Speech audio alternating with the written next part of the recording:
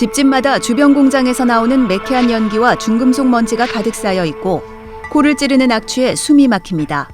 심지어 기형개구리까지 등장한 이곳은 공장 난개발로 인한 환경오염의 대명사 김포시 대곡면 거물대리입니다. 이곳 주민들은 언젠가부터 암을 비롯해 각종 질환을 앓다가 하나둘씩 죽어갔습니다.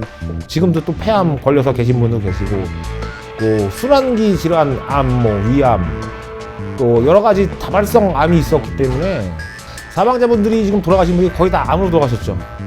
거물대리 옆 초원지리에서 수십 년간 삶의 터전을 일궈온 김지용 씨는 최근 몇 년 사이 아들과 부인을 차례로 떠나보냈습니다. 아들은 벼랑간 사망을 한 거예요. 집사람이 사망했고 작년에 나하고 같이 암이 걸린 거예요. 원인은 주택과 담 하나를 사이에 두고 우후죽순으로 들어온 소규모 영세 공장들. 2015년 환경부 단속 결과 거물대리 환경오염물질 배출 사업장 총 86곳 중 72%가 오염물질을 배출해온 것으로 드러났습니다. 특히 금속을 녹여 물건을 만드는 1차 금속 제조업인 주물공장에서 불법 배출된 오염물질은 피해를 더 키웠습니다. 주물공장에서 나오는 분진이 주물사라고 하는데 거기에는 결정형 유리규산이라고 하는 1급 발암물질이 굉장히 많이 들어있어요. 그래서 주물공장에서 일하다 폐암 걸리면 100% 인정됩니다. 직업병으로. 넓은 큰 집터라는 뜻의 거물대리는 1990년대 전만 해도 기름진 밭에 인삼과 포도 농사가 성황을 이뤘던 살기 좋은 농촌 마을이었습니다. 그렇다면 어떻게 주민 150여 명이 살던 작은 마을에 이렇게 많은 공장이 들어온 걸까? 문제는 2003년 국토계획법 개정에 따라 준농림지역을 계획관리지역으로 지정하면서부터 시작됩니다. 주거, 상업, 공업, 녹지 등으로 구분되는 도시지역과는 달리 이 계획관리지역은 구체적인 용도 구분 없이 개발이 허용되기 때문에 이 주거와 공장이 인접하여 혼재되는 형태의 난개발이 발생할 수도 있습니다. 주거지역에 공장이 들어와도 법적으로 전혀 문제가 없었던 겁니다. 거기에 더해 2005년부터 개발 논리가 앞서며 꾸준히 공장 입지 규제가 완화하면서 사태는 더 악화됐습니다. 국토법상 계획관리지역에서는 기본적으로 용도의 구분이 없기 때문에 지자체 차원의 별도 규정이 없는 한 주택 옆에 공장이 들어설 수는 있습니다.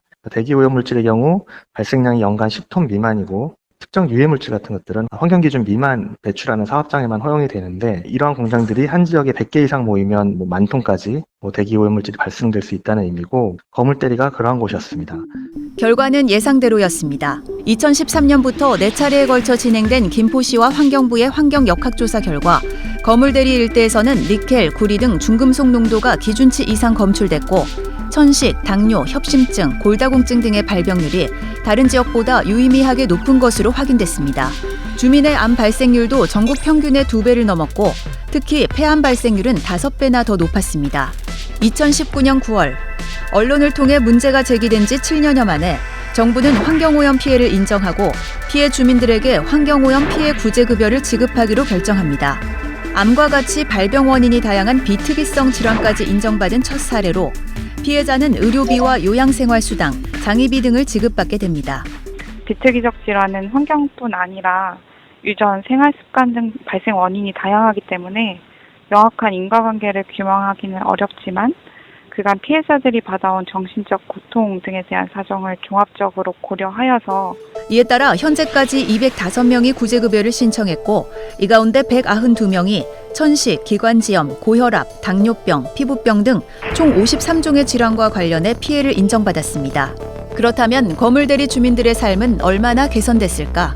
김포시는 2015년 김포시 도시계획 조례를 개정해 주물업, 금속제조업, 인쇄업 등 68종에 대한 공장 입지를 제한하고 2018년 환경국과 전담팀을 신설해 단속을 실시하고 있다고 밝혔습니다.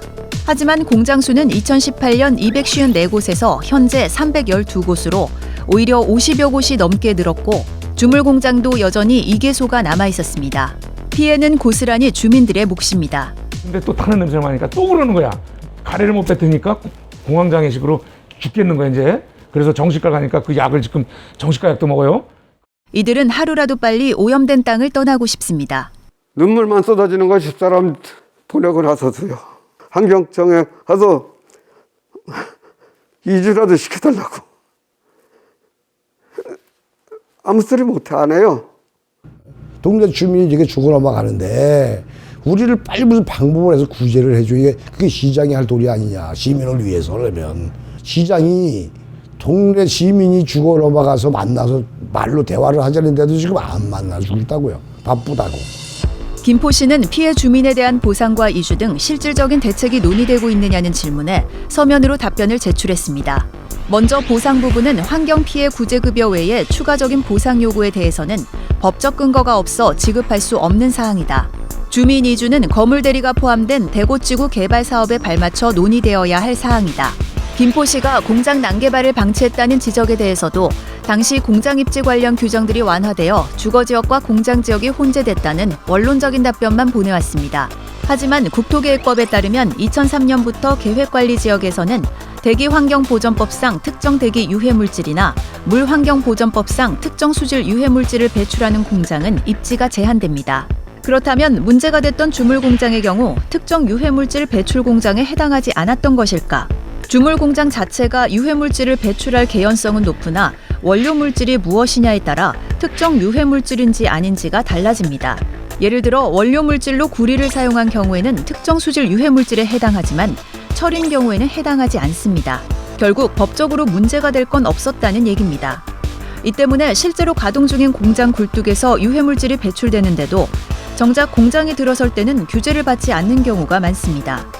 그럼 어느 날 내 집 바로 옆에 들어선 공장으로 인해 건강을 잃은 주민들의 피해는 누가 보상해 줄 수 있을까?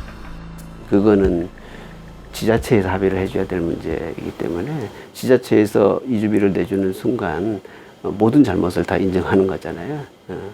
그리고 그 공장이 그 지역 주민의 삶 속으로 파고들게 된 가장 중요한 거가 어떤 무분별한 공장 승인이잖아요. 그것에 대한 책임을 지라는 이야기하고 똑같기 때문에 정치인, 법률가, 시민단체 등이 모두 나서 4년간의 긴 싸움 끝에 전북도와 익산시의 위로보상금을 받게 된 집단 암 발병 익산 장전마을의 경우를 적용할 수 있는지 문의해봤습니다.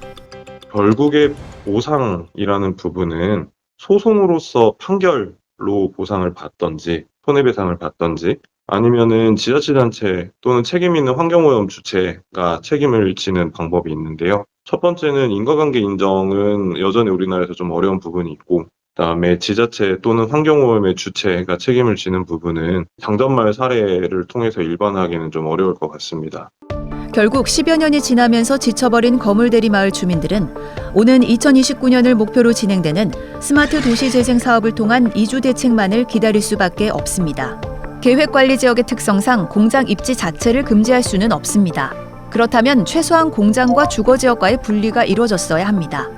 공장과 주거를 충분히 이격시키고 주거지 주변에 공장이 과도하게 집적하지 않도록 하는 장치가 필요합니다. 현재 성장관리계획 조례상 개발행위 허가 기준, 특정 용도 제한지구 설정 등 지자체 차원에서 활용할 수 있는 방안들은 있습니다.